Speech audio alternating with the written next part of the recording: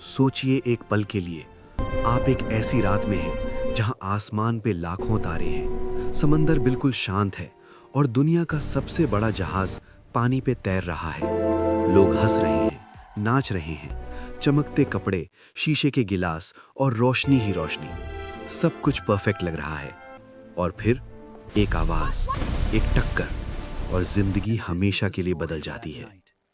ये सिर्फ एक जहाज की कहानी नहीं है, ये इंसान के घमंड की, किस्मत की और उस रात की कहानी है जो 14 अप्रैल 1912 को शुरू हुई और कभी खत्म नहीं हुई। टाइटैनिक सिर्फ एक नाम, पर यह नाम सुनते ही आज भी रूह कांप जाती है।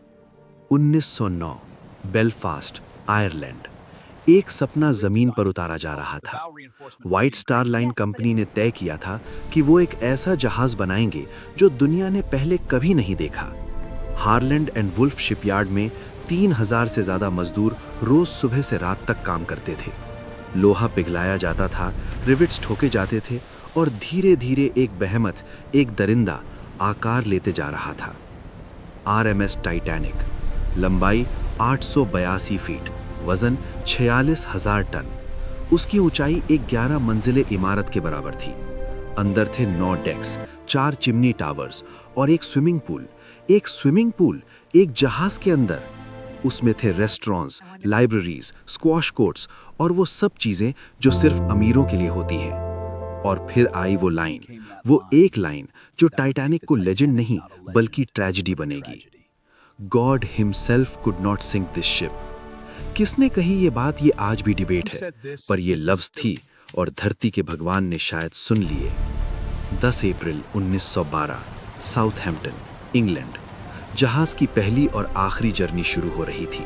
न्यूयॉर्क जाना था। 2224 लोग सवार थे, पैसेंजर्स और क्रू मिलाकर। उनमें से थे पैसे वाले इंडस्ट्रियलिस्ट जैसे जॉन जेकब एस्टर, उस जमाने के सबसे अमीर अमेरिकानों में से एक। थे वो गरीब इमिग्रेंट्स जो अमेरिका में एक नई जिंदगी की तलाश में थे, सार्डीन की तरह थर्ड क्लास केबिन्स में बंधे हुए।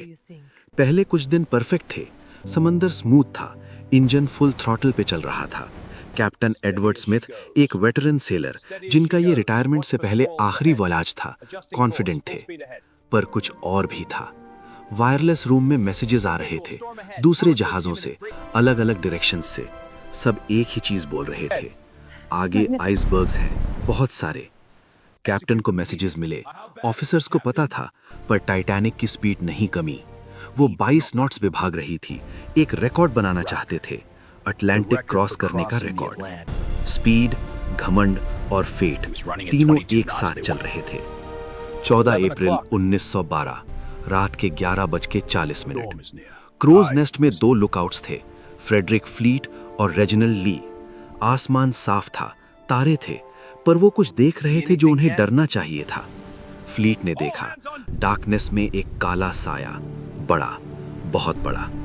उसने घंटी बजाई 3 बार और फोन उठाया। Iceberg, right ahead. ब्रिज पे ऑफिसर ने स्टीयरिंग ऑर्डर दिया, इंजन्स रिवर्स में डाले, जहाज मुड़ने लगे, पर 46,000 टन का दरिंदा 1 सेकंड में नहीं मुड़ता। 37 सेकंड, सिर्फ 37 सेकंड में फैसला हो गया। टाइटैनिक का राइट साइड आइस से हुआ ब्रश एक स्क्रैच की तरह लगा। ऊपर डेक पे कुछ लोग हंसते हुए आइस के टुकड़े उठा रहे थे। उन्हें लगा कुछ खास नहीं हुआ, पर नीचे पानी आ रहा था। नेवल आर्किटेक्ट टॉमस एंड्रूज, जिन्होंने ये जहाज डिजाइन किया था, जब नीचे गए और देखा तो उनका चेहरा सफेद पड़ गया। 5 वाटरटाइट कंपार्टमेंट्स ब्रीच हो गए थे। जहाज 2 घंटे, ज्यादा से ज्यादा 2 घंटे तैर सकता था। वो वापस आए, कैप्टन को बताया। एक पल की खामोशी थी, फिर कैप्टन ने ऑर्डर दिया, लाइफ बोट्स। और अब असली ट्रेजेडी शुरू हुई। टाइटैनिक में थे 2224 लोग और लाइफ बोट्स थी सिर्फ 1178 लोगों के लिए।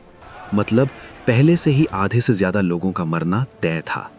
पर ट्रेजेडी ये नहीं है, ट्रेजेडी ये है कि जो लाइफ बोट्स थी वो भी पूरी नहीं भरी गई। फर्स्ट लाइफ बोट जो लॉन्च हुई उसमें कैपेसिटी थी 65 लोगों की, भेजा 28 को। क्यों? क्योंकि लोगों को यकीन नहीं आया, उन्हें लगा ये जहाज डूब नहीं सकता। खुले समंदर में एक छोटी सी लाइफ बोट में बैठना ज्यादा डेंजरस लगा। इंसान खुद अपनी मौत को नहीं मानता, जब तक वो दरवाजे तक नहीं आ जाती। फर्स्ट क्लास के लोगों के लिए रास्ता आसान था, अपर डेक्स, डायरेक्ट एक्सेस, लाइफ बोट्स के पास। थर्ड क्लास के लोगों के लिए वो सार्डीन की तरह नीचे थे, मेटालिक दरवाजे थे जो बंद हो गए थे। कुछ ऑफिसर्स ने उन्हें रोकने की कोशिश की, भगदड़ से बचने के लिए। कुछ लोगों ने खुद रास्ता निकाला, कुछ नहीं निकल पाए। एक औरत थी, आयरिश इमिग्रेंट, अपने 3 बच्चों के साथ रात भर डेक ढूंढती रही, कोई नहीं मिला। एक बंदा था, थर्ड क्लास का, जिसने दरवाजा तोड़ दिया अपने हाथों से।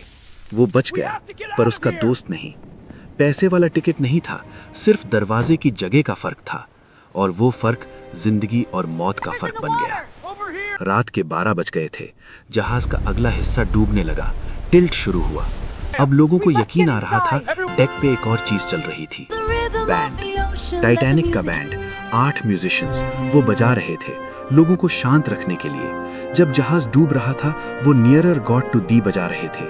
उन्हें पता था लाइफ बोट्स उनके लिए नहीं है, फिर भी बचते रहे। रात के 2:20, टाइटैनिक का अगला हिस्सा पूरा डूब गया। पिछला हिस्सा हवा में उठ गया, सीधा एक खाली सेकंड, और फिर वो भी चली गई। 2 माइल डीप नॉर्थ अटलांटिक की ठंड में जो लोग पानी में थे, उन 1500 से ज्यादा लोगों के चिल्लाने की आवाजें जो बचने की कोशिश कर रहे थे, लाइफ बोट्स में जो लोग थे वो सुन रहे थे। कुछ चाहते थे वापस जाना, कुछ नहीं गए डर से। वो आवाजें धीमी होती गईं और फिर खामोशी।